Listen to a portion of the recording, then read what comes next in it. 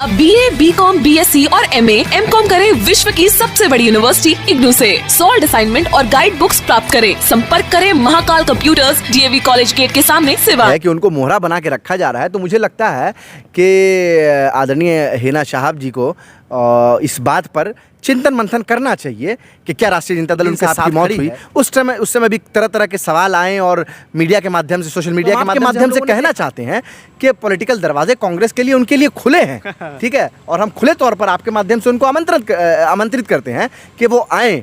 Congress party एक ऐसी party है जो हर किसी को साथ लेके चलती है, और हिना साहब जी का अपना एक पॉलिटिकल कैरियर है, जो उनके पति का एक पॉलिटिकल कैरियर था मरहूम शहाबुद्दीन साहब का, वो तो था ही कि वो सांसद रहें, विधायक रहें। इनका भी पॉलिटिकल वो मेहनत करती रही हैं और विधायक को बना के बेचती रही। कई सारे विधायक को, कई सारे MLC उन्होंने बना दिए। तो हम कहना चाहेंगे कि आप आइए, आपके आने से कांग्रेस पार्टी को अगर मजबूती मिलेगी। स्वागत है आपका न्यूज़ इंडिया तक पर। मेरा नाम है फहीम खान। देश में भारतीय जनता पार्टी की सरकार जब सत्ता में आई, उसके बाद बाबरी पे आवाज़ उठी, तो कभी ज्ञानवापी पे, कभी ज्ञानवापी तो कभी मथुरा पे आवाज़ उठता है। इस तरह से आवाज़ उठती है, समझ नहीं आता कि ये विवाद असल में विवाद है या फिर राजनीति हो रही है। खैर, इस पे हमारे साथ खास बातचीत करने के लिए AMU के पूर्व छात्र संघ के अध्यक्ष डॉक्टर मशकूर साहब हैं। इनसे जानने की कोशिश करेंगे कि क्या ये सच में जो है कि राजनीति हो रही है या हकीकत है। आपको बता दें कि जाले विधानसभा से कांग्रेस के टिकट पे चुनाव भी इन्होंने लड़ा था। राजनीति में अच्छी पकड़ है, जो है कि इनसे ही जानने की कोशिश करेंगे कि ये सच में राजनीति हो रही है या कुछ हकीकत है। सबसे पहले बहुत बहुत स्वागत। बहुत शुक्रिया।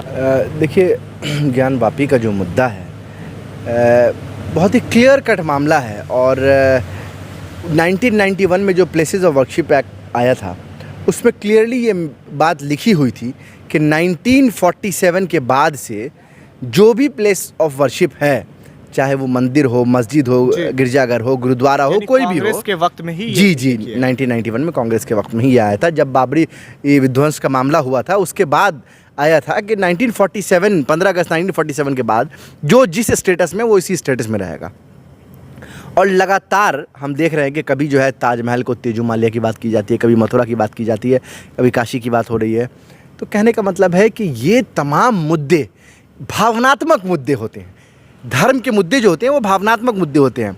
हर व्यक्ति धर्म की भावना में बह जाता है, और भारतीय जनता पार्टी ये जानती है कि अगर हम भावनात्मक मुद्दों को लेकर आएंगे तो लोग भावना में बह जाएंगे, और वो गरीबी पर सवाल नहीं करेंगे, बेरोजगारी पर सवाल नहीं करेंगे, वो शिक्षा पर सवाल नहीं करेंगे, असल में ये चीज़ हो रहा है। और यही हो रहा है कि आपने देखा कि इस वक्त जब देश के अंदर महंगाई की इतनी मार है, और महंगाई की मार हर कोई झेल रहा है। हिंदू भाई भी झेल रहे हैं, दलित भाई भी झेल रहे हैं, मुसलमान भी झेल रहे हैं, सिख, ईसाई, पारसी और जो लोग नास्तिक हैं वो भी झेल रहे हैं। मेरे कहने का मतलब ये है कि जब उनको मालूम है कि उनके पास इसका हल ही नहीं है, क्योंकि पॉलिसी पैरालिसिस है सरकार के अंदर।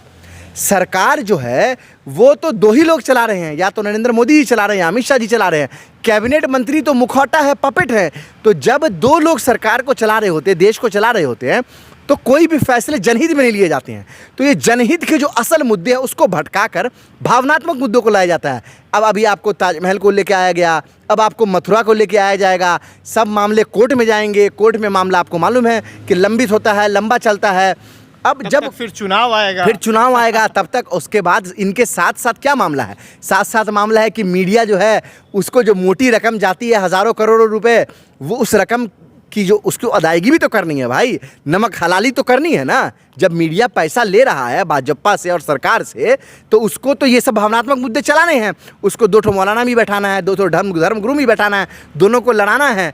और ताकि वो लड़ाई नोएडा के स्टूडियो में चल रही होगी, दिल्ली के स्टूडियो में चल रही होगी, बॉम्बे के स्टूडियो में चल रही होगी, लेकिन वो बैठा पटना में आदमी भी देख रहा होगा, वो सीवान, दरभंगा, गोपालगंज और वो उत्तर प्रदेश के अलग अलग इलाके पूरे देश भर में देख रहा होगा। तो आप सोचिए ना कि कितना आसान है राजनीति करना बीजेपी के लिए, कि एक मुद्दा उठाइए, भावनात्मक मुद्दा, उस मुद्दे पे दिन रात पॉलिटिक्स कीजिए। सुबह 8 बजे भी खोलिएगा टीवी तो आपको शिवलिंग का, एक मिनट रुकिए, शिवलिंग का तस्वीर नजर आएगा। आप शाम के 8 बजे और 6 बजे खोलिएगा तब भी आपको शिवलिंग नजर आएगा। अरे मैं ये पूछता हूँ हमारे हिंदू समाज के जो भाई हैं, ठीक है, कि क्या मंदिरों की कमी पड़ गई? मुस्लिम समाज के भाई क्या मस्जिदों की कमी पड़ गई हमारे पास, जो हम किसी मस्जिद के अंदर हम मंदिर को खोजने जा रहे हैं, किसी मस्जिद के अंदर हम शिवलिंग को खोजने जा रहे हैं। देखिए इतिहास में क्या हुआ मैं उसमें जाना ही नहीं चाहता। इतिहास में बहुत अन्याय हुआ, हर किसी के साथ अन्याय हुआ, ठीक है। लेकिन मेरा कहने का मतलब यह है कि जब एक कानून बन गया 1991 में कि भाई आप उसको चेंज नहीं कर सकते, तो अब इसकी बहस कहाँ से आती है? कानून को हटाने की भी तो मांग कर रहे हैं कई सारे लोग। यही बात है ना कि आप कुछ भी हटा दीजिए इस मुल्क से। अब इस मुल्क से तो गांधी की तस्वीर भी हट गई। केजरीवाल जी जब सरकार में आए हैं पंजाब के अंदर, तो आपने देखा कि गांधी की तस्वीर भी हट गई कुछ दिन बाद। और मुझे इस बात से गुरेज नहीं है कि भगत सिंह अशफाकुल्ला खां की तस्वीर लग रही है, लगनी चाहिए। अरे भाई मेरे दिल में बसते हैं भगत सिंह अशफाकुल्ला खां और शहीद गुरु और गांधी और नेहरू, सब मेरे दिल में बसते हैं। लेकिन गांधी की तस्वीर का हटना ये कितना बड़ा अपराध है इस मुल्क के अंदर, आप जान रहे हैं। कल को नोट से भी आप गांधी को हटा दीजिएगा, कल को आप सारे सरकारी दफ्तर से पूरे देश भर में हटा दीजिएगा। तो ये जो एक तरह की पॉलिटिक्स देश में हो रही है, हम लोगों को इसको समझना चाहिए। और जो लोग भी बुद्धिजीवी लोग हैं, पढ़े लिखे लोग, समझना चाहिए कि भावनात्मक मुद्दे में ना आए। कोर्ट में मामला चल रहा है, इसीलिए मैं ज़्यादा टिप्पणी नहीं करूंगा। लेकिन बस इतना समझिए कि जब मामला सर्वे का कहा कोर्ट ने, हालांकि मुझे ऐसा लगता है कि लोअर कोर्ट को सर्वे कराने का अधिकार नहीं था, क्योंकि मामला पार्लियामेंट में ये कानून बना हुआ था। तो सुप्रीम कोर्ट जो है इस पर कोई उसी वक्त फैसला करती, लोअर कोर्ट को फैसला नहीं लेना चाहिए। हालांकि मैं उतना जानकार तो नहीं, लेकिन थोड़ा बहुत जो जानकारी उसी बेसिस में आपको बता रहा हूँ। लेकिन एक और बात है कि सर्वे का वीडियो कोर्ट में सबमिट नहीं होता और मीडिया पे चल जाता है, जी न्यूज़ 18 और आज तक पे। इसका जवाब कौन देगा? Who is responsible for this? किसने चलाया? ताकि भावनाओं को भड़काया जाए, ताकि हिंदू मुस्लिम कराया जाए। कहीं बताना चाहते हैं हम सरकार से कि आप लोग मंदिर और मस्जिद जो है ना बहुत कर लिए, ये आज 7-8 साल से यही चल रहा है। अब इस देश का युवा समझ चुका है और अब वो सिर्फ रोज़गार मांगेगा, अब वो आपसे शिक्षा मांगेगा, अब वो आपसे स्वास्थ्य मांगेगा। अगर आप नहीं देंगे तो आप समझ लीजिए कि आने वाला समय आपके लिए बहुत दुखदाई होने वाला है। चलिए, तो ये एक चीज़ बताएं कि स्ट्रीम मीडिया जो भी देश की बड़ी जो चैनलें हैं, स्ट्रीम मीडिया है, उस पर सुबह हो या शाम हो शिवलिंग और फव्वारे की बात हो रही है, मंदिर और मस्जिद की बात हो रही है, गौ हत्या की बात के कई मामले सामने आते हैं, इस पर चर्चा हो रही है। लेकिन बेरोजगारी, महंगाई चरम सीमा पे है, इस पे बात नहीं हो रही है। खैर, मशकूर साहब इस पे जवाब दे रहे थे। लेकिन आखिरी में एक सवाल, जाले विधानसभा से पूर्व प्रत्याशी रह चुके हैं कांग्रेस से, अच्छे खासे वोट भी पाए थे, अच्छा पकड़ भी है राजनीति में। बिहार में इन दिनों गहमा गहमी सा पड़ा हुआ था राज्यसभा को लेकर के। ख़ास तौर में राष्ट्रीय जनता दल की अगर बात की जाए तो राष्ट्रीय जनता दल से 2 सीट पे, एक तो मीसा भारती और दूसरे पे लोग ये कयास लगा रहे थे कि हिना साहब जाएंगी। वही हिना जो सिवान के पूर्व सांसद मरहूम डॉक्टर मोहम्मद शहाबुद्दीन साहब की पत्नी है, वही शहाबुद्दीन जो राजद के साथ रह करके मरना कबूल किए, या हम लोग कहते हैं मरना कबूल किए, लेकिन किसी अन्य पार्टी में जाना कबूल नहीं किए। इस तरह की बात आई, लेकिन मैडम को राज्यसभा नहीं भेजा गया, फैयाज अहमद को भेजा गया और ये कहा गया कि माइनॉरिटी से एक जो सदस्य वो गए। लेकिन इस पे लोगों का ये कहना था कि जो प्रत्याशी को भेजा गया है, जिस नेता को भेजा गया है, वो पूर्व विधायक है और जिसके पति 4 बार के सांसद और विधायक रहे, उनको नहीं भेजा जा रहा है। सिवान में एमएलसी का जब चुनाव हो रहा था तो सिवान एक बार भी नेता प्रतिपक्ष तेजस्वी यादव की रैली नहीं हुई। वोट लेने के लिए, लोगों से अपील करने के लिए नेता प्रतिपक्ष तेजस्वी यादव सिवान नहीं पहुंचे और तमाम प्रत्याशियों के यहाँ पहुंचे। इसलिए नहीं पहुंचे कि वहां पूर्व सांसद मरहूम डॉक्टर मोहम्मद शहाबुद्दीन की पत्नी हिना साहब है, दल बल और खेमे के साथ चुनाव की तैयारी कर रही थी और उन्होंने वहां से विनोद जायसवाल को चुनाव जिताकर भेजने का काम किया, पटना भेजने का तो काम किया। इतनी सारी जो है कि मेहनतें उन्होंने की, विधानसभा चुनाव हो, 6 विधायक को उन्होंने महागठबंधन से जिताया, लेकिन वैसे नेत्री को जो है कि राज्यसभा नहीं भेजा गया। किस नज़रिए से देखते हैं इसको आप? देखिए, ये राष्ट्रीय जनता दल एक अलग पॉलिटिकल पार्टी है, हम लोग कांग्रेस से हैं, हम लोग का समय समय पे गठबंधन होता भी रहा और नहीं भी हुआ है। तो ये राष्ट्रीय जनता दल का एकाधिकार है कि वो किसको राज्यसभा में भेजते हैं, किसको विधान परिषद में भेजते हैं और किनको लोकसभा और विधानसभा में अपने प्रत्याशी बनाते हैं। ये एक पॉलिटिकल पार्टी का एक अधिकार है। लेकिन चूँकि मीडिया के माध्यम से हर बात हर किसी को मालूम चलती है, तो हम लोगों को भी लगातार इस बात की मालूमात हो रही थी कि शायद मरहूम शहाबुद्दीन साहब की पत्नी इस बार राज्यसभा जो है आरजेडी के कोटे से जाएं। लेकिन वो अनाउंस नहीं हुआ। और वहीं पर आरजेडी ने जो है वो उनके जो दूसरे नेता हैं वो भी काफ़ी कद्दावर नेता हैं जिनको भेजा है। वो 2 बार के ऑलरेडी विधायक रह चुके हैं और शिक्षा के क्षेत्र में उन्होंने काफ़ी काम किया है, शिक्षा स्वास्थ्य के क्षेत्र में।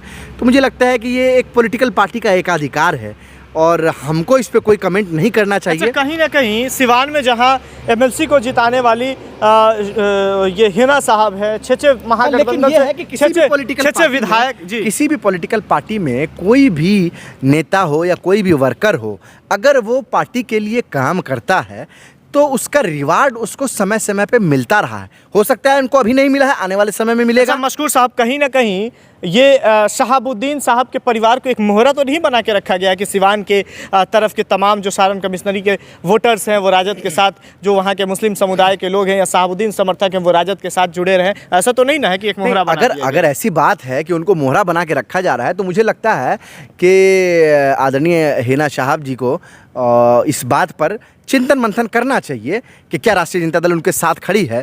क्योंकि जब शहाबुद्दीन साहब की मौत हुई उस समय भी तरह तरह के सवाल आए और मीडिया के माध्यम से, सोशल मीडिया के माध्यम से हम लोगों ने देखा। लेकिन अगर उनको लगता है कि राष्ट्रीय जनता दल में उन लोगों का इस्तेसाल हो रहा है तो हम आपके माध्यम से कहना चाहते हैं कि पॉलिटिकल दरवाजे कांग्रेस के लिए उनके लिए खुले हैं, ठीक है। और हम खुले तौर पर आपके माध्यम से उनको आमंत्रित करते हैं कि वो आएँ। कांग्रेस पार्टी एक ऐसी पार्टी है जो हर किसी को साथ लेके चलती है और हिना साहब जी का अपना एक पॉलिटिकल कैरियर है, जो उनके पति का एक पॉलिटिकल कैरियर था मरहूम शहाबुद्दीन साहब का, वो तो था ही कि वो सांसद रहें, विधायक रहें। इनका भी पॉलिटिकल एक अपना करियर है, वो 3 चुनाव लड़ी और हर बार कुछ वोट से वो रह गई हैं। तो कहने का मतलब है कि कांग्रेस के दरवाजे हम लोग तो चाहेंगे उनके लिए खुले हुए हैं। अगर आए बातचीत करें तो हमको लगता है कुछ बेहतर होगा। अगर उनका आरजेडी में इस्तेसाल हो रहा है, मैं कोई आरजेडी पे कमेंट नहीं करना चाह रहा हूँ कि ये इनका एक अधिकार है, लेकिन जब वो कांग्रेस में अगर रहेंगी तभी हम लोग उनके बारे में राजनीति में अच्छी पकड़ रखते हैं। कभी ऐसी तो बात तब जिस तरह से आप कह रहे हैं बेबाकी से कि कांग्रेस का दरवाज़ा खुला हुआ है, तो कहीं ऑफिशियल तरीके पे इस तरह की चर्चाएं चल रही हैं क्या? नहीं, ऐसा नहीं कह सकते, क्योंकि मैं पार्टी का ऑफिशियल स्पोक्स पर्सन तो नहीं हूँ, ठीक है। लेकिन पार्टी का एक कार्यकर्ता होने के नाते, ठीक है, पार्टी ने मुझे एक विधानसभा का टिकट दिया, मुझे विधानसभा में नेता बना के भेजा कि आप चुनाव लड़िए, वहाँ पर पार्टी को मजबूत कीजिए। तो पार्टी ने हमें ये बताया कि हर किसी के लिए कांग्रेस पार्टी के दरवाजे खुले हुए हैं। अभी हमारा चिंतन शिविर हुआ, उसमें भी ये बात हुई, नवसंकल्प शिविर में भी यही बात हुई कि हर किसी के लिए खुले हुए हैं।